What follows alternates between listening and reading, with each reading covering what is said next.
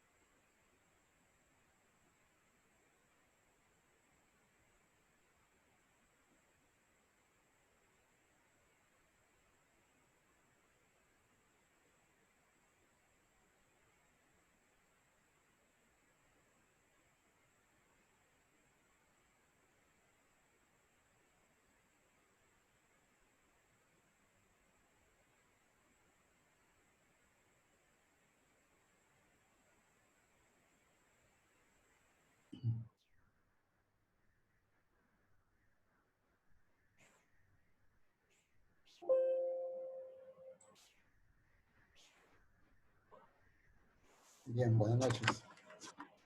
Nos habíamos quedado en la parte de análisis, un poco viendo el tema del cálculo hidráulico, ¿no es cierto? Habíamos hablado de la presión estática, un poco de la presión dinámica, las consideraciones que vamos a tener en cuenta cuando estamos evaluando el diseño hidráulico de un proyecto. También decíamos de que como acá era una simulación, ¿no es cierto? Y podríamos utilizar estas tablitas, ¿no?, que tenemos acá, que nos permite pues ingresar diámetros en función a un caudal, ¿no es cierto? Porque cuando hacemos cálculo hidráulico podemos calcular el diámetro en función a un caudal, ¿no es cierto? Y tenemos una velocidad. Necesitamos para calcular diámetro, necesitamos como dato caudal, velocidad, ¿no es cierto? Entonces, podríamos asumir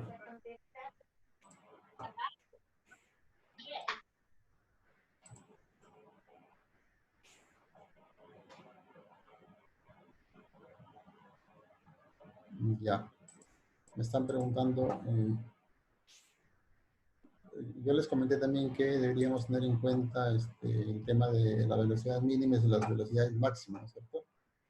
Por eso acá en esta tablita ustedes ven velocidades promedio recomendables, ¿no? Entonces, las velocidades mínimas pues definitivamente van a originar sedimentación, ¿no es cierto? Y al sedimentarse pues todos los materiales van a originar problemas de obstrucción en la tubería, en los emisores, llámese aspersores, microaspersores o goteros, ¿no? Y que la vida útil del proyecto efectivamente a durar poco, no va a ser menor, que es lo que dice la especificación técnica, ¿no?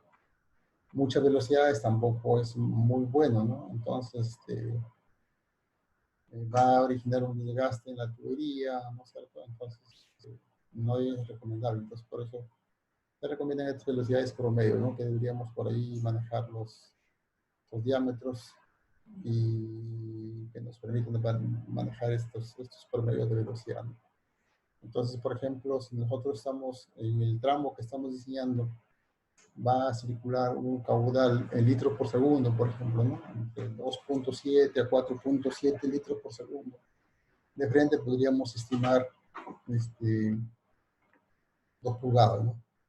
O, por ejemplo, si estamos hablando de un caudal de 70 litros a 110 litros o 115 litros, ya podríamos hablar de un diámetro de 12 pulgadas, ¿no? O en milímetros, porque cuando entramos información a la tablita, a la hoja de cálculo, ingresamos en milímetros, ¿no? Entonces, recuerden que hay un diámetro interior, ¿no es cierto? Dependiendo de la clase de la tubería. Si es clase 10, ¿no es cierto? El espesor de la pared del tubo es mayor que cuando trabajamos con una clase 5 o con una clase 7.5, ¿no? Entonces, por eso es que acá cuando ingresamos para efectos de cálculo hidráulico necesitamos el diámetro interior, ¿no es cierto? Cuando vamos al mercado a comprar siempre 12 pulgadas, 10 pulgadas, ¿no es cierto? Pero para efectos de cálculo es el diámetro interior, por favor, ténganlo bien claro, ¿no?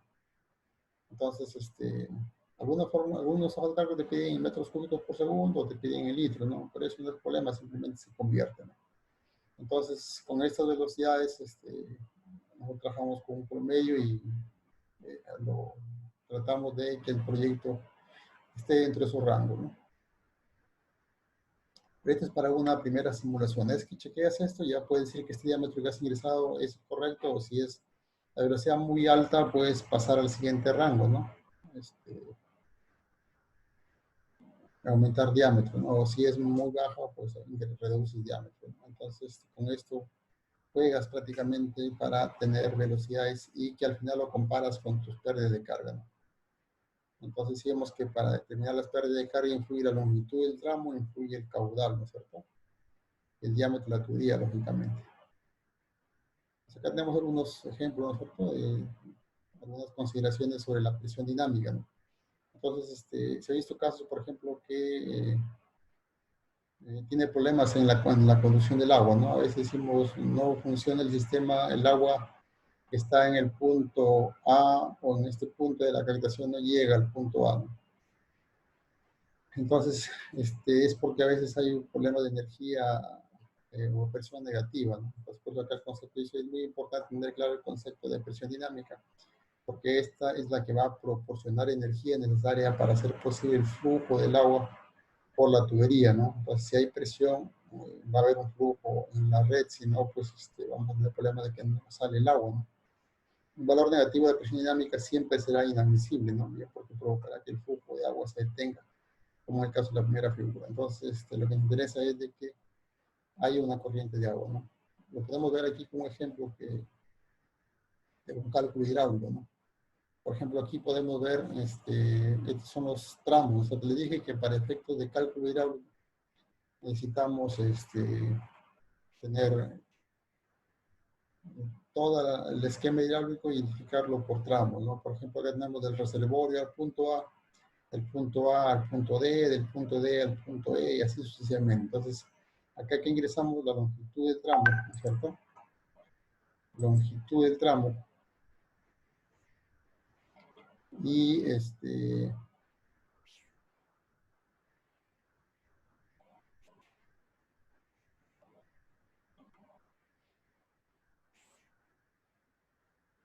caudal, ¿no es cierto? El caudal que sale en el tramo, porque recuerden que hay un caudal que va en la línea, pero en cada tramo, en algunos tramos probablemente sale algún caudal, ¿no es cierto? Lo que comentábamos al inicio, ¿no? Entonces aquí, por ejemplo, el caudal que va a conducir esta línea de 59, 56 metros cúbicos, pero en el tramo válvula 10 a la válvula a la BR7 estamos dejando 18 litros. Entonces, a partir de ahí hacia adelante, ya no pasan 56, pasan 37, ¿no? Entonces, esos análisis tenemos que hacerlo porque indica que a partir de aquí ya cambia el diámetro de la tubería, ¿no? Entonces, acá podemos ver la rugosidad que le dije que dependía mucho del tipo de material, ¿no es cierto? El diámetro nominal, ¿no es cierto? Que es el diámetro externo en este caso, y el diámetro interno que es dependiendo de la clase de tubería, ¿no? Si es clase 5, por ejemplo, el diámetro interno es 104. Si fuera clase 7.5, el diámetro interno es menor. Si fuera clase 10, lógicamente mucho menor, ¿no? Las velocidades que se calculan, ¿no es cierto?, en función a la fórmula que ya habíamos visto. Las pérdidas unitarias, ¿no es cierto?, metros de columna de agua en el tramo. Las pérdidas principales, ¿no es cierto?, pérdidas secundarias que hay en el sistema.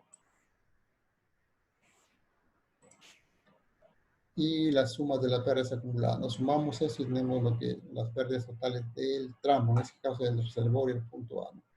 Acá podemos ver la longitud también, ¿no? Que les dije que también era un factor que influye mucho en la longitud del tramo, ¿no? Entonces tenemos tramo, tenemos caudal y tenemos el diámetro, que es lo que va a determinar que tengamos pérdida de energía y que podamos tener por acá una velocidad, ¿no? ¿Ya? Entonces, acá podemos ver la velocidad, ¿no es cierto? Entonces, con este diámetro tenemos velocidad y podemos ver las pérdidas de carga, ¿no? Y acá analizamos cotas, ¿no es cierto? La cota del inicio, en este caso, a la salida del reservorio, y la cota final en el tramo A, ¿no es cierto? Entonces tenemos igual en el tramo D, así sucesivamente. Entonces tenemos cota inicial del tramo y cota final del tramo, ¿no? De cada tramo. Y podemos restar acá el desnivel, ¿no es cierto? Entre la cota de inicio del tramo a la cota final hay un desnivel, ¿no es cierto? Entonces acá tenemos, por ejemplo, negativa, ¿no? Porque en este caso es a favor. Tenemos 1820 la salida del reservorio y 1814 a la entrega del punto A, ¿no es cierto? Entonces, acá tenemos una presión estática, ¿no es cierto? Y una presión dinámica, ¿no? Entonces, la presión dinámica es la diferencia, ¿no es cierto?, de lo que, la diferencia de nivel que hay en este caso, ¿no es cierto?, que es 6 metros, la diferencia de la cota inicial menos la cota final, ¿no es cierto?, menos las pérdidas de carga. Entonces, acá yo tengo ya una presión dinámica. Entonces, esta presión dinámica, al restarle la presión estática, ¿cierto?, que se va acumulando, por cierto, no puede ser negativa, ¿no es cierto? Acá no puede haber ninguna presión dinámica negativa. Si hubiera ese caso de negativa, entonces implica que el agua no va a salir. Significa que la presión acumulada es menor, ¿no es cierto?, que las pérdidas de carga o la presión que requiere el sistema, ¿no es cierto? Por eso es que en este caso vamos acumulando presión estática. A mayor de nivel se va acumulando la presión estática, como ustedes pueden ver acá. Se va acumulando la presión, ¿no es cierto? Y la presión dinámica, pues, le resta a las pérdidas de carga, ¿no? Entonces, si abres válvulas, ¿no es cierto?, la presión en el sistema, por ejemplo, si estamos en el tramo final, ¿no es cierto?, en la válvula 2, vamos a ver que justo todo el sistema, la última válvula esté regando, ¿no es cierto? Si el sistema está cerrado, la presión estática en esa válvula es 79 metros, o sea, la diferencia en nivel, ¿no es cierto? Pero si abrimos válvula, entonces tenemos una presión dinámica de 58 metros, significa que sí va a llegar el agua, ¿no es cierto?, porque tengo presión suficiente para que el agua llegue a esa válvula, ¿no es cierto? Entonces se supone que el requerimiento de presión de toda esa línea, para que funcione esa línea, debe ser menor a 58 metros, ¿cierto?, para que el sistema funcione. ¿Pero qué pasaría si el requerimiento de presión de ese tramo o ese turno que está regando fuera 70 metros? Entonces significa que el agua va a llegar con mucha deficiencia, ¿no es cierto? Ahora, si por aquí tuviéramos una presión dinámica negativa, definitivamente implicaría de que el agua no va a llegar al punto de entrega en ese tramo que estamos analizando, ¿no? Entonces, por eso es importantísimo tener en consideración esta presión dinámica cuando estamos evaluando el sistema. Pues acá podemos ver la presión estática, que es cuando todo el sistema, si tuviéramos acá ninguna válvula abierta en el tramo y aquí está la válvula final, ¿no es cierto? Cuando todo el sistema está cerrado, entonces la presión estática es la misma, la energía acumulada de la diferencia de nivel, ¿no es cierto? Que es esta diferencia de nivel, ¿no es cierto? Ya, entonces la presión dinámica es cuando abrimos, ¿no es cierto? Cuando abrimos la válvula. Toda esta energía es la cota, que es el desnivel topográfico, ¿no? Entonces, hay dos condiciones que hay que tener en cuenta, ¿no? Y el caso cuando hablábamos de que la presión negativa, ¿no es cierto? Cuando hay una presión negativa, por ejemplo, analizando este cuadro, pues de repente la gráfica no la he puesto muy clara, ¿no? Pero sí el cuadro, por ejemplo, el mismo cuadro anterior, ¿no es cierto? El mismo cuadro anterior, pero estoy aquí asumiendo una presión negativa. ¿Dónde está la presión negativa? Por ejemplo, aquí, ¿en qué he puesto? Que la cota, empezamos con la cota 1820, 1814, ¿no es cierto? Y acá tenemos que en el tramo a la válvula rompepresión número 6, tenemos una presión de, perdón, una cota de 1850, acá en el tramo E, perdón. Estamos en la cota, de la cota 1812 a la cota 1850, o sea, está en un punto bajo y sube el nivel topográfico. Entonces aquí yo tengo una presión dinámica negativa, ¿no es cierto? Entonces, aquí sí, definitivamente en ese tramo ya no va a circular el flujo de agua, ¿no es cierto? Porque aquí de repente mi trazado de la línea de conducción que estoy planteando, pues no es el trazo correcto, ¿no? Entonces implica de que ese trazo tengo que cambiarlo, o en todo caso, pues poner un sistema de bombeo porque no va a llegar el agua, entonces tengo una presión negativa de menos 39 metros, ¿no? Lógicamente esta cota le he asumido para efectos de correcto, ¿no? A ver, ahí con la capilla. Topográfico, ¿no? Ya, entonces, de esa manera es que se entiende cuando una presión dinámica debe mantenerse siempre positiva, ¿no? Ya, fricción, algunos conceptos también que habíamos quedado. Fricción, turbulencia, según se mueve el agua por las tuberías se pierde energía, ¿no es cierto? O sea, por cada metro lineal que el agua fluye, definitivamente hay una pérdida de energía, ¿no? Es como cuando vamos en una moto lineal, en un carro, ¿no? Hay una pérdida de energía, por lo tanto el motor es el que acciona, ¿no? O salvo que estemos en una pendiente favorable, sin acelerar el motor, el carro va a fluir, ¿no es cierto? Igual pasa con el flujo de caudal, ¿no es cierto? Ya. A lo largo de la conducción hidráulica es necesario con gran frecuencia instalar no solo la tubería o manguera, sino también una serie de dispositivos y piezas especiales, tales como uniones, ensanchamiento, lo que bien nos hablaba, ¿no es cierto? Reducciones, elevaciones, filtros. Estos dispositivos denominados singularidades en su conjunto ocasionan cambios bruscos en la velocidad. O sea, si hay lógicamente una T o una válvula de paso, por ejemplo, definitivamente que origina cambios bruscos en la velocidad, ¿no? O sea, por eso es que donde haya un cambio de flujo, una reducción de diámetro de tubería, o donde haya una T, una Y, por ejemplo, ahí es importante analizarlo como tramo, ¿no es cierto? Por eso es que el tramo se analiza mayormente donde hay un cambio de dirección, un cambio de diámetro, ¿no es cierto? Un cambio brusco en la línea de conducción. Ahí se debe analizar los tramos, ¿no? O sea, tampoco se trata de llenar de tramos toda la línea, sino donde suceden estos cambios. Ahí deberíamos analizar tramo por tramo, ¿no? Bueno, y así nos entregan, pues, cuando vamos al campo, nos entregan un plano topográfico con curva de nivel. O sea, entonces nosotros lo que hacemos es buscar lógicamente la fuente de agua. Para este efecto, el pozo está en este punto, donde estoy señalando. Y trazamos, pues, la línea principal, ¿no es cierto? Que todavía no sabemos cuál va a ser el punto del trazo correcto, pero no basamos lógicamente en función a la experiencia de los agricultores, ¿no? Trazamos la línea por donde tenga mayores ventajas para poder distribuir a la mayor área que se pueda atender cuando abrimos las válvulas, ¿no? Entonces, eso también es un primer tanteo, una primera simulación que hacemos, ¿no? Por ejemplo, aquí está la línea principal y aquí salen las secundarias, ¿no? Podríamos de repente trazar la línea principal en el centro, ¿no? Puede ser otra alternativa, pero eso lo evaluamos, pues, hacemos ya los cálculos, ¿no?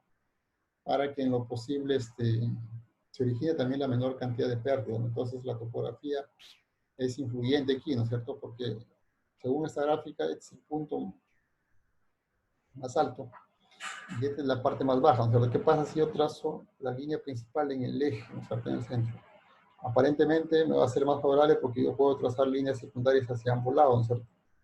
Pero ¿qué va a pasar cuando estoy regando esta parte de acá? Entonces voy a tener mayores pérdidas. ¿Por qué? Porque el agua va a fluir en sentido opuesto a la pendiente. Entonces, por eso es que aquí no se ha trazado la línea principal en el centro del proyecto, ¿no?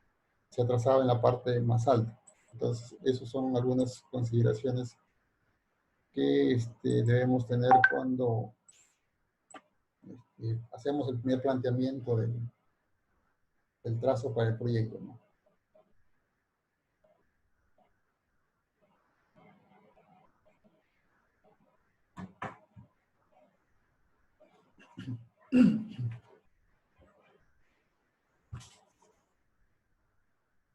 No, aquí, bueno, en otra gráfica he presentado la línea, el nivel estático, ¿no es cierto? La línea piezométrica, que esta es estando en las pérdidas de carga, ¿no es cierto?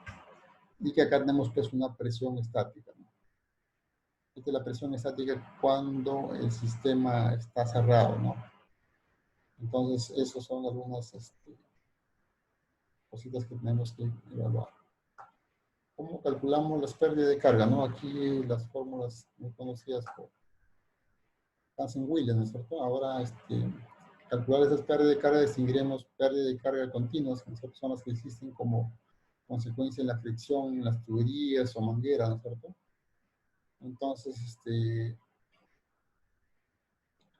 vamos a aplicar esta fórmula que es la pérdida de carga, lógicamente se determina en metros de columna de agua, ¿no? Esas pérdidas de carga se calculan y la unidad es metro, ¿no? Entonces significa que en cada tramo hay pérdida de energía, ¿no? La fórmula es 1.131 por 10 a la 9 por el caudal, ¿no es cierto? El caudal está en metros cúbicos por hora, ¿no? Entre el coeficiente de rugosidad, ¿no es cierto? Que le dije que esto va a depender mucho del tipo de material. Esto elevado a la 1.85 por el diámetro. Diámetro, en este caso es el diámetro interior, ¿no es cierto? Y aquí el diámetro interior nos está pidiendo en milímetros, elevado a la menos 4.871, multiplicado esto por la longitud del tramo, ¿no? O sea, estoy analizando el tramo del reservorio al tramo A, por ejemplo, que está acá. Entonces, esta longitud es la que voy a ingresar en este punto. Y el caudal es el que voy a ingresar en ese tramo, ¿no? Por ejemplo, si analizo este tramo del lado izquierdo, ya si el caudal se distribuye en este punto para ambos lados, diga que las pérdidas de carga en este tramo izquierdo va a ser el caudal que pase solo a este tramo. Y acá será pues la diferencia, ¿no es cierto? Entonces, esa es así calculamos las pérdidas de carga por cada tramo. Y en este caso, las pérdidas en los laterales de riego, ¿no es cierto? Calculamos que es también en metros de columna de agua, ¿no es cierto? Aquí es igual a 0.473 por el caudal, litros por hora, ¿cierto? Por el diámetro interior, siempre calculamos, como dije, por el diámetro interior y por la longitud, ¿no? Siempre la longitud, diámetro y caudal son los que influyen en estos cálculos.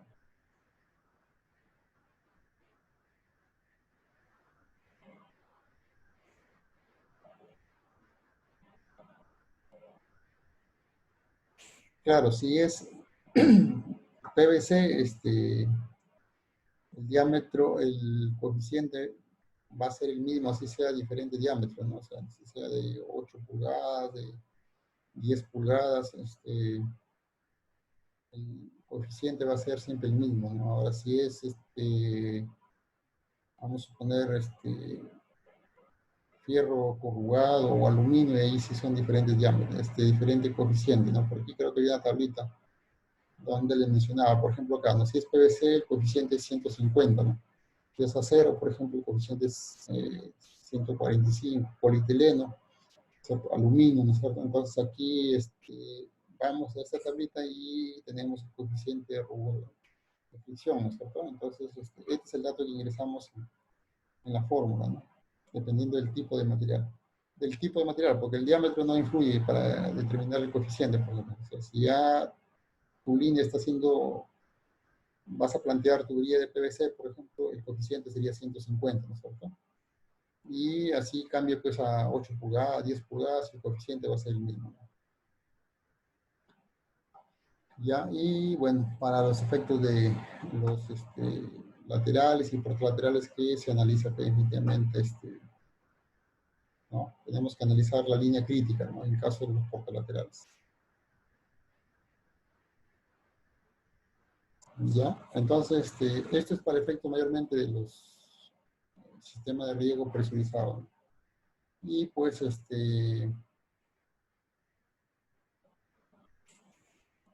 lógicamente del reservorio aguas abajo, ¿no? Aguas arriba del reservorio, en el caso de la sierra, por ejemplo, o en costa, donde estemos analizando, lo ideal es que del reservorio aguas arriba, en los casos que sea agua por gravedad, La conducción puede ser a baja presión o a presión, ¿no es cierto? Si estamos, lógicamente, en terreno plano, podremos hacer una conducción de agua con tubería, ¿no es cierto? A baja presión o que la tubería trabaje como un canal, ¿no? Si es así, estaríamos aplicando esta formulita, ¿no? Que el caudal es igual al área de la sección, en este caso de la tubería, ¿no es cierto? Por el radio hidráulico a la 2/3, ¿no es cierto? Por la pendiente a la 1/2, por el coeficiente, perdón, entre el coeficiente de rugosidad, ¿no? Y el caudal me estaría dando en metros cúbicos por segundo, ¿no? Recuerden que el área de la sección, ¿no es cierto?, va a ser igual a pi diámetro cuadrado entre 4, ¿no? Acá podemos ver que el caudal es igual a la velocidad por la superficie o por el área, ¿no? Entonces, la superficie del diámetro de la tubería va a ser, pues, pi por el diámetro cuadrado entre 4, perdón. Ya, esto es cuando queremos que la condición del reservorio de aguas arriba sea atajo abierto, ¿no?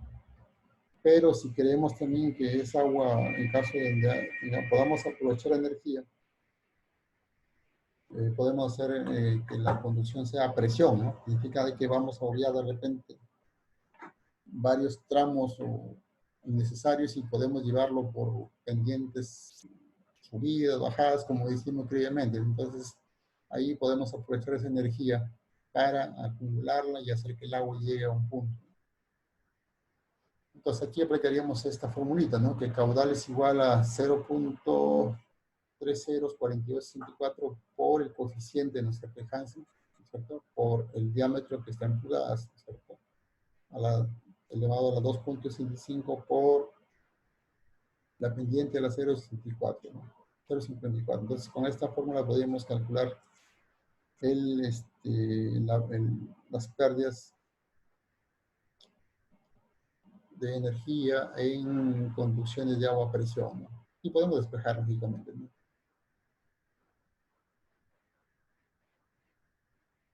Ya. Y algunas consideraciones, por ejemplo, para el diseño del cabezal, ¿no? El diseño del cabezal definitivamente va a depender mucho de la fuente de agua y mayormente del tipo y también influye en algunos aspectos el tipo de riego, ¿no? Si es goteo, si es microaspersión o si es aspersión, ¿no?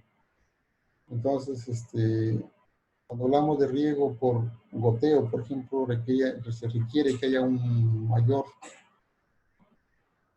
sistema de filtrado, ¿no? Porque estas galerías de cada goterito definitivamente son partículas o orificios muy pequeños que se obstruyen rápidamente, ¿no? Es diferente a un riego por aspersión, donde las boquillas son mayores y se pueden pasar partículas que de repente el sistema de filtrado no retiene. Y como también les había mencionado algo, creo que la cantidad de filtros que se calculen para el proyecto va a depender mucho del caudal, ¿no? Y de las características del filtro. Dependiendo de eso, calculamos pues, el número de filtros, ¿no? Si, por ejemplo, cada filtro acá tiene una capacidad de 20 litros por segundo, ¿no es cierto?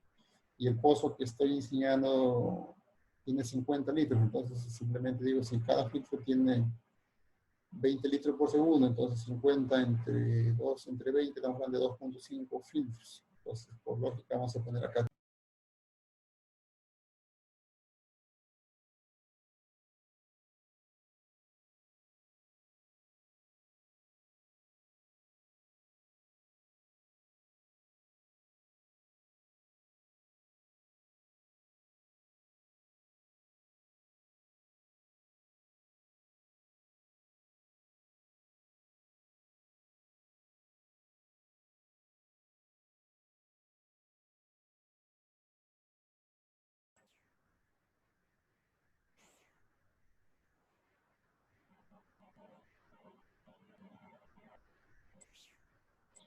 Si es pozo, por ejemplo, vamos a poner un filtro de hidrociclón, ¿no? Como filtro principal y filtro de anillas como filtro secundario, ¿no? Entonces siempre se pone un filtro principal y un filtro secundario, no tanto agua de pozo, agua de reservorio, de río, de canal, ¿no? Entonces es lo que se debe tener en cuenta, ¿no? Los primeros son filtros de grava, ¿no? filtro de grava principal y tenemos acá los filtros de anilla, ¿no? Y lógicamente aquí vamos de un retrolavado, ¿no? Que nos permite, cuando el sistema detecta, pues acá ven los manómetros que están en la parte superior, o sea, el manómetro en este punto y manómetro en este punto, ¿no? Hay una diferencia de presión, automáticamente el sistema detecta, pues, de que se requiere limpiar el sistema de filtrado, ¿no? Y lo que hace es uno por uno, definitivamente. Aquí ustedes pueden ver una válvula de aire, ¿no? Doble efecto en este caso, que nos permite, pues, expulsar cuando hay aire dentro de la tubería o ingresar cuando hay un problema de aireación, ¿no? Esa es la importancia de poner las válvulas de aire doble efecto.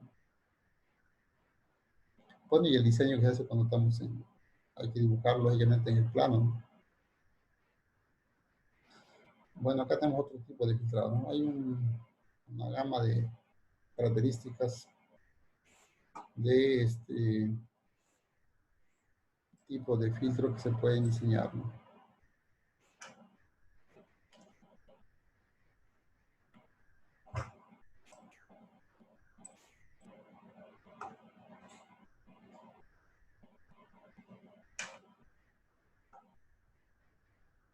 Aquí en unas tablas, ¿no? Así como veíamos de que a los goteros, a los aspersores hay características o especificaciones, en el sistema filtrado también hay especificaciones, ¿no? Por ejemplo, acá podemos ver, nosotros podemos decir, voy a seleccionar un filtro, dice acá filtro de 16, de 20, de 24 pulgadas, de 30, de 60 pulgadas, por ejemplo, ¿no? El diámetro en milímetros, ¿no?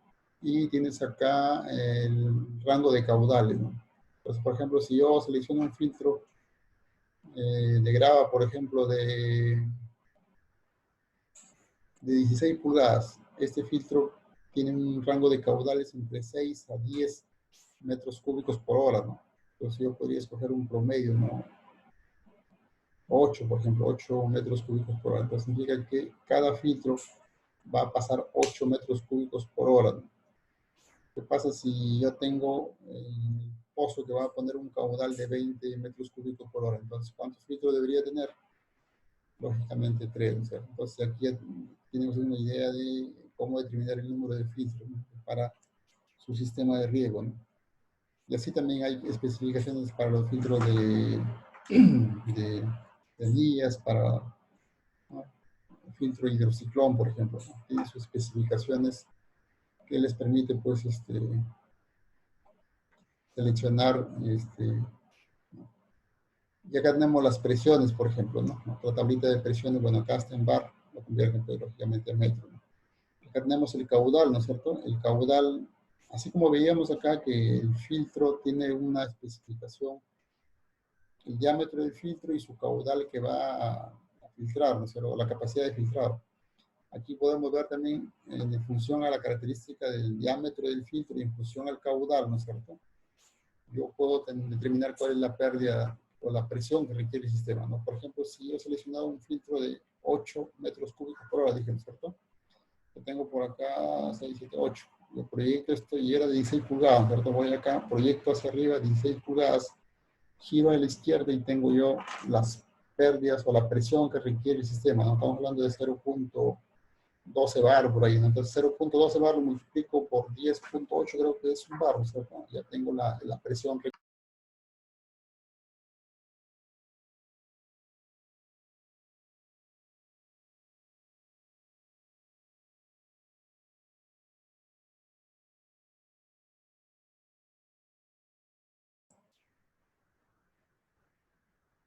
Ya, entonces, eso me va a servir, pues, lógicamente, para cuando haga el consolidado de requerimiento de presión, yo puedo, pues, sumar, ¿no es cierto? Dependiendo del caudal del filtro y del diámetro. O sea, tengo, si puede tener, por ejemplo, 100 metros cúbicos de 48 pulgadas, por ejemplo, acá dirijo y giro a la izquierda y tengo la presión, 0.22 por ahí, bar, ¿no es cierto? Pero yo lo necesito convertir a metro, ¿no? Multiplico por el valor y tengo la presión en bar, ¿no? Acá tengo, por ejemplo, precisiones de grava, ¿no? Y así van a encontrar una lista de especificaciones técnicas, ¿no? Por ejemplo, acá son filtros de anilla, ¿no es cierto? Mallas, igual, ¿no es cierto? La dirección es caudal, diámetro del filtro, ¿no es cierto? La característica del filtro y tienes las pérdidas de carga. en diferentes unidades en algunos casos. Acá tengo, por ejemplo, filtro de hidrociclón, ¿no? Caudal en metros cúbicos por hora, ¿no es cierto? Diámetro del filtro y tengo la presión